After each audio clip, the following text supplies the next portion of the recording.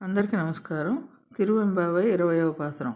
போற்றி அருளக நின்னாதி ஆம் பாதமலர் போற்றி அருளக அந்தம் ஆம் செந்தளிர்கள் போற்றெல்லா உயிர்க்கும் தோற்றம் ஆம் பொன் பாதம் போற்றெல்லா உயிர்க்கும் போகம் ஆம் பூங்கழல்கள் போற்றெல்லா உயிர்க்கும் மீர் ஆம் இணையடிகள் போற்றிமால் நான் முகனும் காணாத புண்டரிகம் போற்றியாம் உய்யாட்கொண்டருளும் போன் மலர்கள் పోట్రామాడ్గల్ నీర్ ఆడేలో మెంపావై.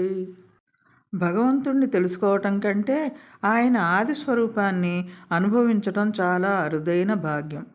తిరువెంబావై మొదలైంది మేలుకొలుపుతో, ముగిసింది లయతో. శివుడు ఎప్పుడూ మేఘంలా కరుణను కురిపిస్తాడు. భక్తుల పిలుపు విని వారి జీవితాన్ని శాంతితో జ్ఞానంతో నింపుతాడు. ఈ చివరి పాసురం భక్తుని తృప్తి, శరణాగతి, దైవానుభవంతో ముగుస్తుంది. భక్తుని పిలుపు వింటూనే ఆయన దయ వర్షంలా కురుస్తుంది. జ్ఞానం, శాంతి, ఆధ్యాత్మిక ఆనందం ఆయన అనుగ్రహం. ఈశ్వర, అన్నింటికీ ఆదిగా ఉన్న నీ పాదపద్మములకు మంగళం.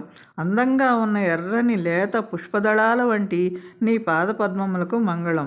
అన్ని జీవరాశులకు ఉత్పత్తి స్థానంగా ఉన్న నీ బంగారు పాదములకు మంగళం. అన్ని జీవరాశులకు ఆనందాన్నిచ్చే స్థానమైన నీ పాద సుమాలకు మంగళం. అన్ని జీవరాశులు లయమయ్యే స్థానమైన నీ పాదాల జంటకు మంగళం. మేము విముక్తి పొందేటట్టు ఏలుకొని అనుగ్రహించే నీ పాదకమలాలకు మంగళం. మేము మార్గశిర స్నానం అంటే జ్ఞానం పొందే స్నానాన్ని చేయుటకు అనుగ్రహించిన నీకు మంగళం. ఆద్యంతాలు లేని ఆ శివస్వరూపాన్ని తెలుసుకోవటం చాలా కష్టం. వేదాలు, శాస్త్రాలు కూడా పూర్తిగా పట్టుకోలేని పరబ్రహ్మతత్వం. అదే నిన్ ఆది.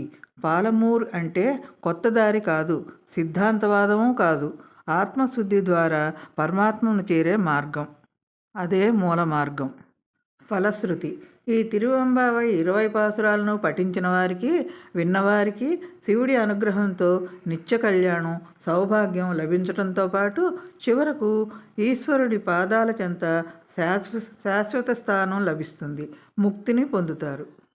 కనుక అందరూ తిరువెంబావైను పఠించి జీవన్ముక్తిని కలిగించే ఆ పరమాత్మ పాదాలను